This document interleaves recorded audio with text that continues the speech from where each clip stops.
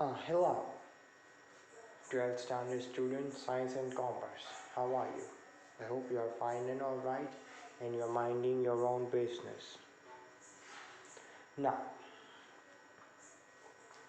I had already uploaded the poem first and we had completed that poem successfully.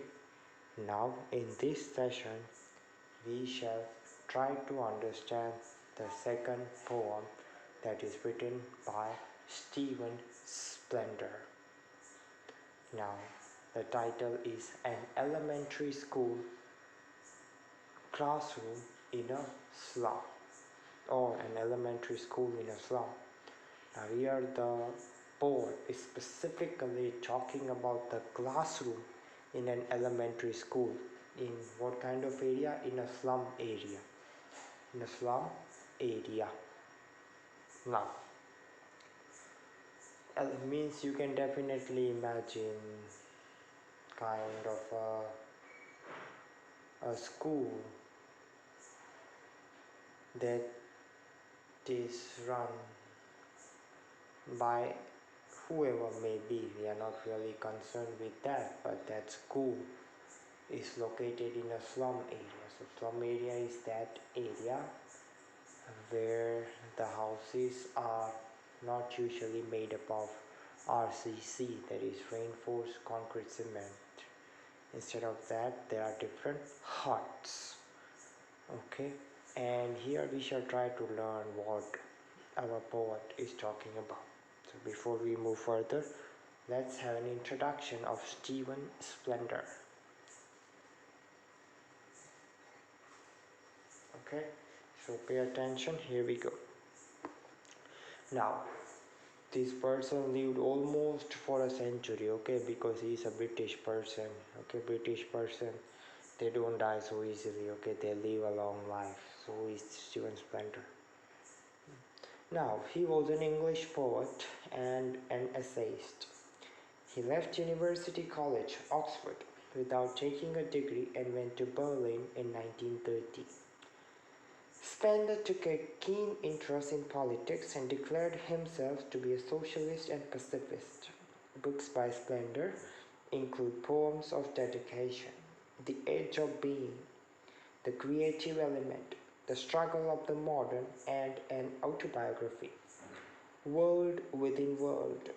In an elementary school classroom in a slum, he has concentrated on themes of social injustice and class inequalities. So these kind of problems are there usually in this kind of school. Okay, that's an elementary school located in a slum area. So now let us just see what our poet wants to convey. Far, far from gusty waves, these children's faces, like rootless weeds, the hair torn round their pallor. The tall girl with her weight down head, the paper-seeming boy with rat's eyes, the stunted, unlucky hair of twisted bones reciting a father's gnarled disease. His lesson from his desk, at back of the dim class, one unnoted, sweet and young. His eyes live in a dream of a squirrel's game in tree room other than this. You can see how the words are printed. So these all things, they all have indirect meaning, and I shall try to explain you what all these things are about. Now firstly is concentrating in the classroom. So indirectly he's saying that the children are not at all paying attention, and he's discussing each of them, like what's the problem of an individual person. For an example, let me explain you. Now you can see that one of the students, the hair is totally improper, or he or she might have very long hair, and the hair is not even combed properly, so the hair is spread all over the pallor. The word pallor means face. Now the tall girl with her weight down, so it means that A girl is tall, now but her face is down. It means that she's suffering from illness. She might be so tired. Okay, so that is what he's meant. That is what he wants to convey by writing all these sentences. So during that time, the class might be going on or not. We don't know about it, but he's just describing about all these different students. One of those students is this a tall girl.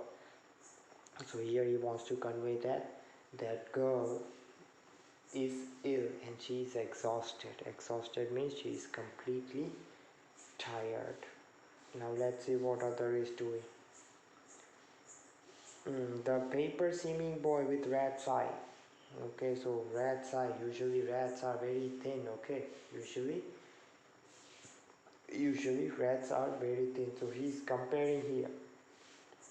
So here he wants to convey that the boy is very thin and very hungry and weak. So if he has all these kind of problems, then I don't think he can pay attention in the class, like what a teacher wants students to study. I don't think so. In these circumstances, he won't be able to do that. So that is what our poet wants to convey. Another, we can see that the stunted, unlucky hair of twisted bones. It means in the family they might have some kind of a disease. Disease here means it can be an heredity. So for an example, a twisted bone he might have since his birth. So that is what our author wants to convey here. You can see. So it means that our boy has an inherited disability. So he's a disabled student. Okay, so again problem while studying all these things. That is what our author or poet means here. Now his lesson from his desk. At back of the dim class, one unnoted, sweet and young. His eyes live in a dream of a squirrel's game in tree room. Other than this, some students are physically in the classroom, but mentally they are somewhere else. They might be roaming in the city or they might travel to Puj. Who knows? We don't know, but certainly here one of the students in the classroom, he is daydreaming. He is daydreaming. He might be staring at the window, wondering what's going on outside. So that is what our poet wants to convey, that one of the other students, he is just daydreaming. He is not able to pay concentration in the class. So you see all those things are there, then I don't think the students out there would be studying anything. So it means their future is in the complete darkness. Okay, the future is in a complete darkness, or you can say a foggy future. Nobody knows what will happen to them. In short, the news are not good. Okay, that is what our author is conveying here. On sour cream walls, donations, Shakespeare's head, cloudless at dawn, civilized dome riding all cities, dealt flowery, Tirolese Valley, open-handed map awarding the world its word, and yet for these children, these windows, not this map, their word, were all their future painted with the fog. A narrow street sealed in with a lead sky, far, far from rivers, capes and stars of words. Now let me just try to make you understand what our poet wants to convey here. What does he mean? Now firstly, in the classroom, different kinds of pictures are hanging. There might be a list of persons who have donated money to the school. So all those lists would be there. Even Shakespeare. So if you're in England, so definitely you would be seeing the picture of Shakespeare. So all those things are hanging down there. But I don't think all those pictures would be affecting them. Okay.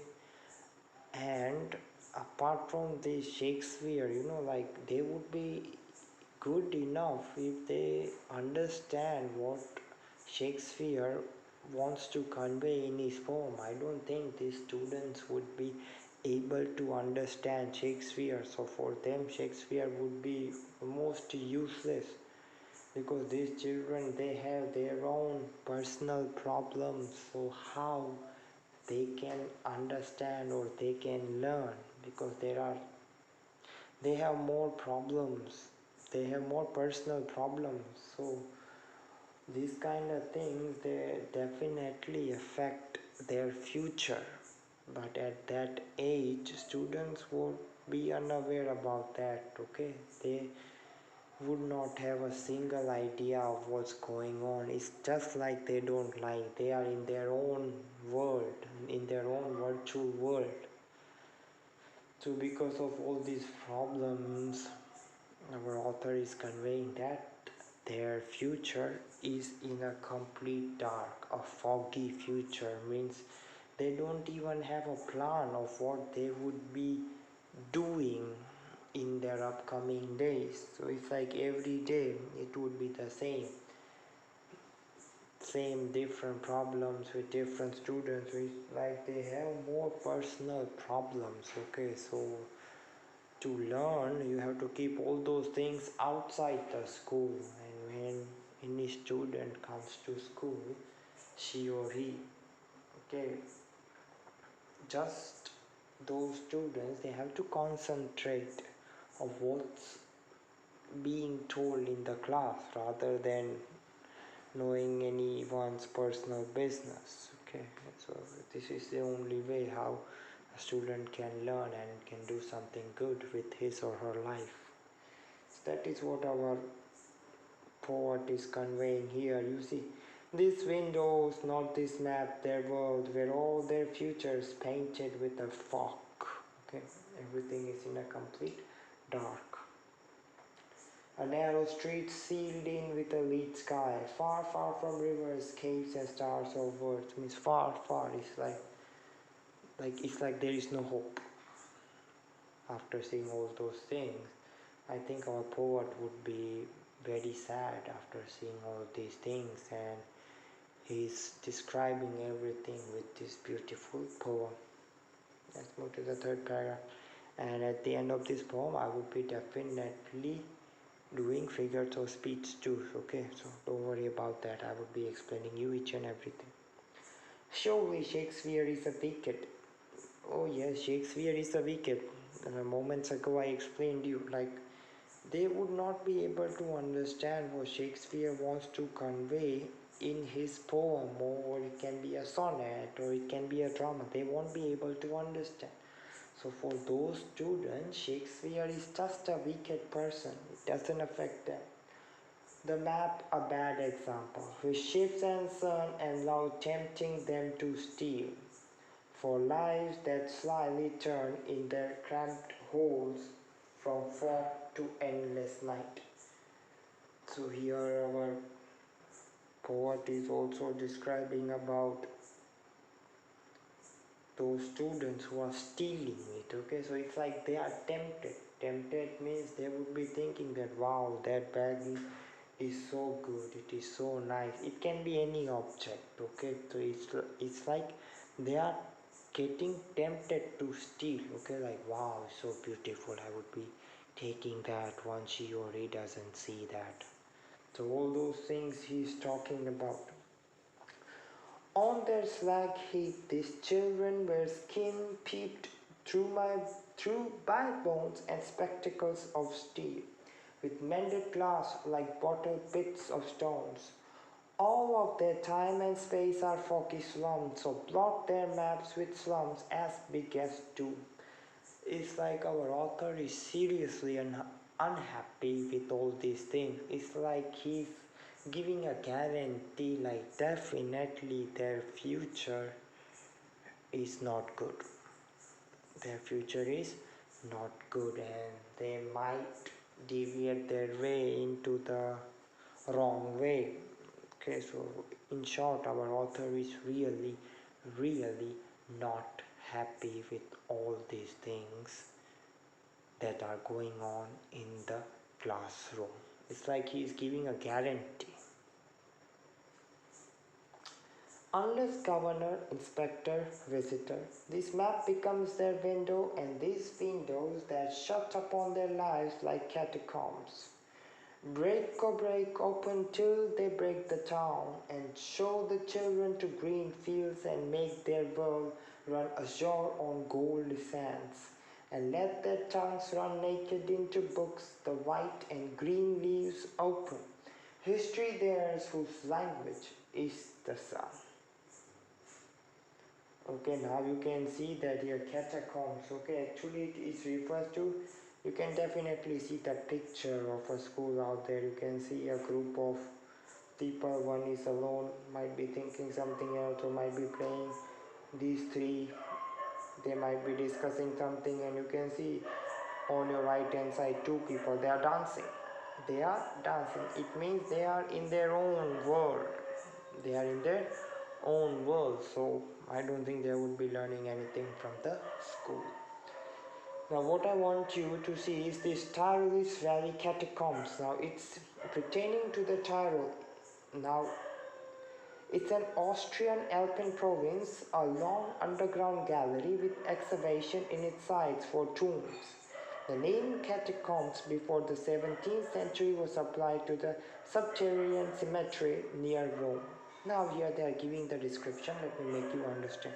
Firstly, this Austria. Austria is one of the countries in Europe. It's not Australia, it's Austria. Okay, it is one of the countries in Europe. It's a European country, very nice country. Now it refers to the province. Province means you can say that it's a district. Now out there in the Western society, they use the word province. The word province, we can understand that it conveys the district. Okay, like we are in the Kutch district. Okay, so it refers to the word district. Okay, so now they are even giving us the information like the name catacombs before the 17th century was applied to the subterranean cemetery. Means subterranean cemetery, you can just understand that it's a graveyard, it's a cemetery, and they were calling this in a city called Rome. Okay, so it's just a name, so we are not supposed to worry about it. Okay, now I'm giving you 2 to 3 minutes. Just have an eye on the last stanza and try to think what our author wants to convey. After 2 to 3 minutes, I would be explaining you that last stanza. Try to understand, it's a very nice one.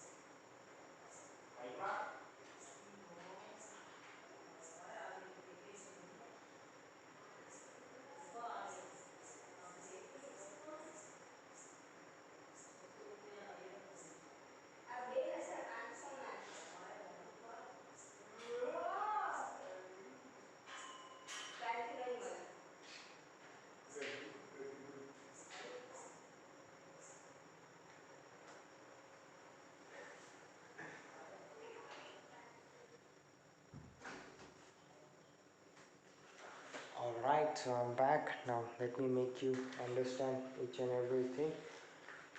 You can see that break, oh break, open till they break the town, and show the children to green fields and make their world. Run ashore on gold sands, and let their tongues run naked into books. The white and green leaves open history, theirs whose language is sun. Let me make you understand what our Stephen Splendor wants to convey here. Now you see this break, oh break.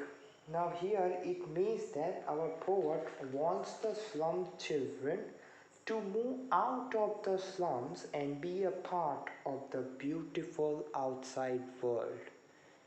It means they have to come out from their virtual world and enjoy the reality. Okay? See the second one.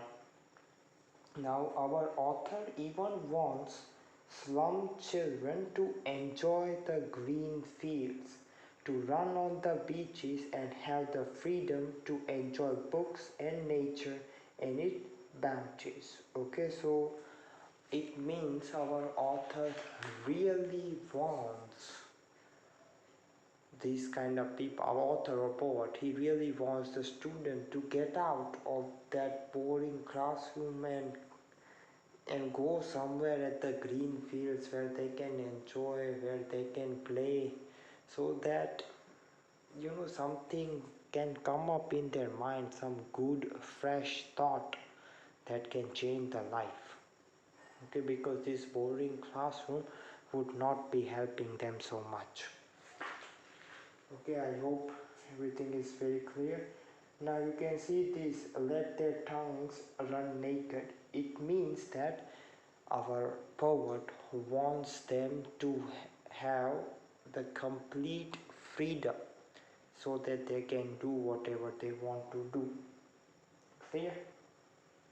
Now this is the end of our poem, that is an elementary school in a slum, or a school classroom in a slum. Okay, now let us discuss few figures of speech. Okay, I mean they are always very very important. You see, for an example, the paper seeming boy with rat's eye. Now here clearly our boy is compared with the rat's eye. Now don't think that okay, eyes are the parts of the body, so definitely you can write the figures of speech or a figure of speech called synectic. You see, just think, okay, we cannot write this, it's not at all synectic. In fact, it is just compared with the rat's eye. It's just a comparison. So definitely your answer is metaphor here. Your figures of speech is a metaphor, not synectic. Another, you can see, his eyes live in a dream of squirrels game in a tree room other than this. Now you can see the eyes is written clearly. His eyes means our poet wants to convey one of the student's eye. And definitely it's a part of a body, so you can definitely write your figure of speech is synectic. On sour cream walls, donation. Definitely metaphor because the walls are compared with the sour cream color. This SOUR is pronounced as sour, okay, not sore. Sore is something like a sore throat pain. If you have too much pain in your throat, at that time we use that word, sore throat pain. This word is pronounced as sour, SOUR. Another, belled flowery Tyrolese valley. Clearly you can see that these words are rhyming with each other. So definitely yes, your figure of speech is internal rhyme. So that is the end of this poem, and in the next session I shall try to complete the third poem. Thank you and stay tuned and stay safe.